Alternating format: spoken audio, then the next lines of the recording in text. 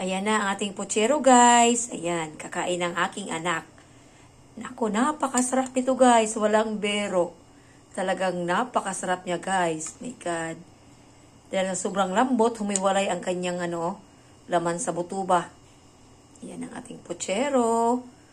Ayan. Ang kakainin ko lang nito, guys, ay ang mais. Ayan. Kasi busog na ako sa mais pa lang, guys. Busog na ako at sa sabaw. Yan na siya. Napakasarap, guys, at napakabango ng sabaw. Kasi pag malambot ang guys, magluto tayo ng nilagang beef nilaga or pochero. Pag ganito ang pagkaluto, guys, yung sobrang lambot, ang sabaw niya, guys, napakabango at napakasarap, guys. Naku, hindi talaga kayo magsisisi, guys. Pag niluto yun ng talagang lutong-luto siya. Kasi sa amoy pa lang, guys, alam mo na napakasarap ng ating niluto. Ayan, oh. So, ang sabaw pa lang, guys, ulam na siya.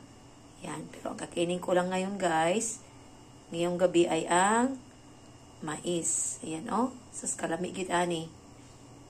Maura dyan na ako masulti, guys. Yan lang aking masasabi. Talagang napakasarap ng aking nilutong pochero. Ayan. Kain tayo, guys. I love you all. Thank you for watching. Bye-bye.